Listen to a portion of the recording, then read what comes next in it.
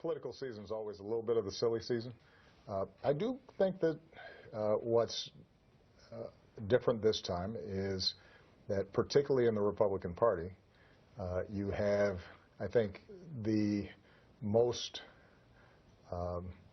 disgruntled or suspicious of Washington portion of the electorate that is driving the process. All right, ladies and gentlemen, and laughing over that soundbite and video, as promised, Michael Savage joins us, host of The Savage Nation and author of a great new book, a very important new book, Government Zero. Hello, Michael. Welcome back, sir. Isn't that laughable that a small, disgruntled segment of the population, meaning the majority of Americans, who are legitimate tax-paying citizens, unlike the deadbeat, psychotic, anti-American in the White House? And you know, and I played that because we had such positive, encouraging results yesterday, as I mentioned before we introduced you. And let's start with your own backyard. The pro-sanctuary city sheriff was ousted. His opponent got 60% of the vote in San Francisco. And she ran a no campaign, no money. And what's a shock, what's even more disturbing is the psychotic, anti-American, anti-family, anti-church, anti-straight vermin who run the San Francisco Chronicle gave every reason why that lout of a sheriff, Murakami, was thrown out, except the number one reason that even drew liberals out to vote to throw the bum out, which was the fact that Kate Steinle was shot dead in the street by an illegal alien that rotten sheriff released back into the streets. That was the final straw. The Chronicle didn't even report that. That's how sick this verminous city is. Doesn't, though, it give you hope? Well, not really. The people know what's going on to a certain extent, but the political structure is so corrupt, they're immune. Just like Washington, just like Sacramento, wherever you go, the political class, the 0.001%ers who answer only to Zuckerberg, Bill Gates, you name it, George Soros, they run the show. There is no democracy. You know it. Sure, we had big victories yesterday. Every election, down on marijuana, down on this absurdity of letting men walk around in women's locker rooms under the guise that they feel like a woman. All this insanity was thrown out in Houston. Pot was thrown out, you name it. Big turnout, big conservative wins, just like in 2014, remember? Absolutely. And what happened? This thing in the White House that says that it's a small minority of people said to the people who voted, go to hell, your vote doesn't count, I'll do what I want anyway. We're living in a dictatorship. We need an impeachment right now. And more than that, Stephen, I've been calling on my show in the last days, I'm so pissed off for more than impeachment, because I know that can't happen. Remember the Nuremberg trials in World War II? Absolutely. For what the Nazis had done to the world? There is no, and it sounds extremist, but it really isn't. We need a Wichita People's Trial in America, conducted by the people, online, prosecution, defense, jury.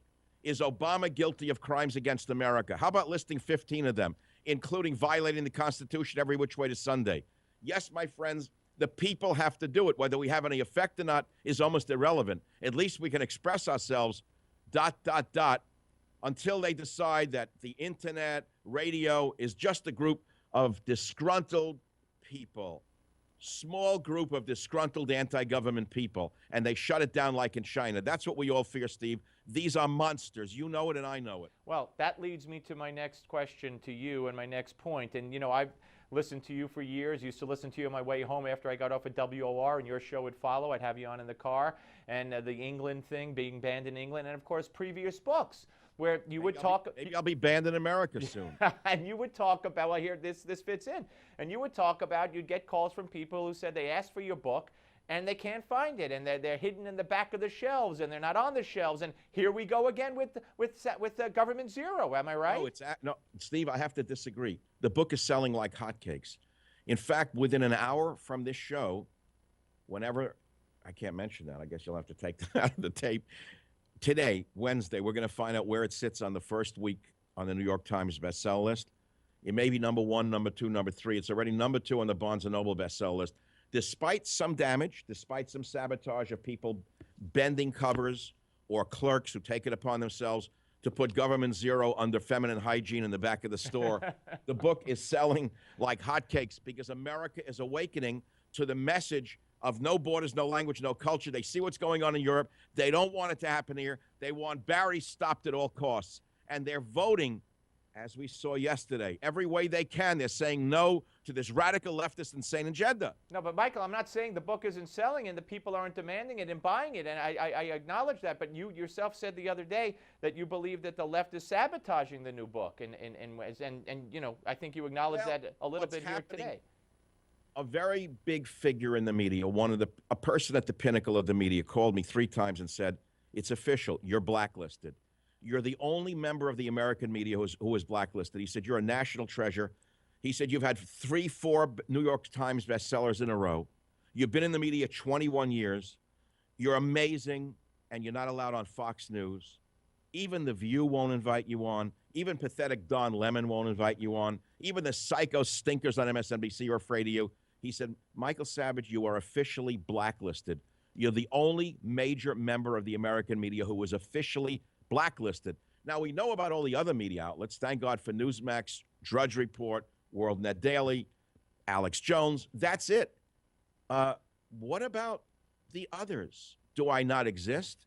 Stephen, what they're doing to me is what they did to intellectuals in the Soviet Union in the worst days and the worst dark days of the Soviet Union, when they cast those who were, let us say, a threat to the established order. Yep. They put them in the gulag after they first didn't mention their name. They started by making believe they didn't exist. Right. Solzhenitsyn wrote that. He said, the worst thing you could do to an intellectual, a writer, a thinker, is ignore his books, ignore his writings, make believe he doesn't exist. This has been done to me in San Francisco my entire career. Absolutely. And now it's being done to me nationally. The next step is for all of us, Stephen, be very careful. The next step is the banishment of the book, the banishment of the show by making it somewhat illegal because it's a threat to the, public interest. Just as in China, we don't know what this monster is liable to do in the White House. He's raging out of control. No one has reined him in. No one has ever said no to him. The man has been handpicked to destroy this country and the world, and he's got to be stopped. There needs to be a people's tribunal. I'm not kidding. Maybe if there was a people's tribunal on the internet, it sounds crazy, I realize that, but it isn't. The people need to be heard. We can't allow them to dictate to us when and where we can be heard. The internet is so powerful, Steve. Look at your show. Can you imagine a Wichita trial for those committing crimes against America, Stephen? Can you imagine the effect it might have?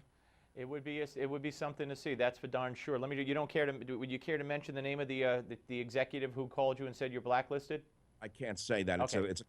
Can't divulge my sources. Okay. Let me turn to politics real quick here. The new poll out, Quinnipiac, showing that Carson especially 10 points, Rubio, and also one other candidate. I'll get you in a second. They all beat. Cruz, Rubio, Carson. They all beat Hillary. The only one who doesn't beat Hillary, trails her by 3 points, is Trump in a national head-to-head, according to Quinnipiac. What do you make of that? Lying poll, another part of the Democrat establishment. Utter nonsense. They want anyone but Trump because he's a threat to the established order. Period. That's the story. That's the reality. You and I both know Carson can never beat Hillary in a debate. Carson is too understated, has no experience. He's very vulnerable. He doesn't have the charisma. Good man, wonderful man, blah, blah, blah. We've all said that. He should be running HHS, not the US of A. That's number one. The other one, what's his name? The ice cream man from Miami? I can't remember his name. Rubio? The one with the ice cream man from Miami. Rubio. They found the guy with an O next to his name. They made him a senator. Now they want to make him a president. Look at Rubio. The man is an open borders guy. Take a look at who's behind him. Billionaire Republican Sheldon Adelson. Billionaire Democrat Larry Ellison. Both back Rubio. Why? They both want cheap labor. Adelson for his hotels, and the other one for cheap H-1B visas from India. All about immigration. Michael? It's all about cheap labor, not about, they don't care about the country. Right. No, we're bringing them in for cheap labor. Okay, listen, Michael, to be continued. I hope you'll come back soon. And, of course, folks, the book, Government Zero. Where's Teddy? Could you hold Teddy up real quick? I will. I'm so glad. Teddy, come here. Your agent said you can appear. You give me 1 minute? I don't want to get bitten. Yeah, sure. Come on, buddy. Buddy. Look who's here. No, look who's here. Look who's here. There's Stevie. Hey, Teddy. I got a dog, a Bichon named Marty. Love to meet you. Michael, thank you. Thank you. Up next, Gary Kasparov, folks. Don't go away.